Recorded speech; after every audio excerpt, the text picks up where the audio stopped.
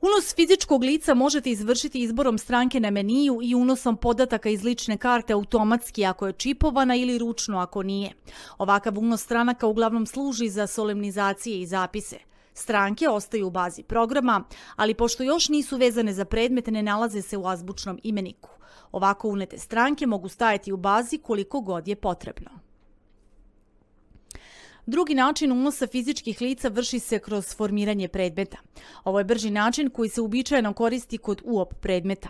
Dakle, izabrat ćemo novi akt i aktivirat će se 3 žuto-narandžasta dugmeta za unos fizičkih lica. Izborom jedne od 3 opcije vršimo unos fizičkog lica u klauzulu koju smo odabrali.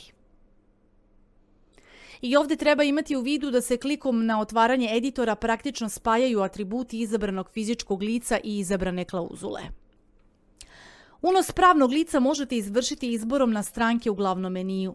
Ovakav način može biti koristan za unos lica koje ćemo kasnije koristiti u solemnizacijama ili zapisima. Ovako unešena pravna lica ne ulaze u azbučnik, već stoje u bazi našeg programa. Drugi način koji se uglavnom koristi za UOP predmete vrši se tako što se posle izbora novog akta aktivira zeleni meni sa 3 dugmeta. Unos pravnog lica možete izvršiti ručno iz vaše baze ili iz baze NBS-a. Avokado je izabrao NBS bazu zbog brzine unosa. Ideja nam je da što manje vremena provodite u kucanju i da smanjimo mogućnost greške na minimum. Kliknite na dugme iz NBS, unesite neki od parametara, na primjer PIB pravnog lica i izaberite unos.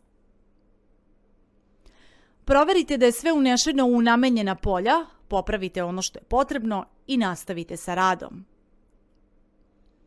Sada izaberite otvaranje editora i overa je gotova.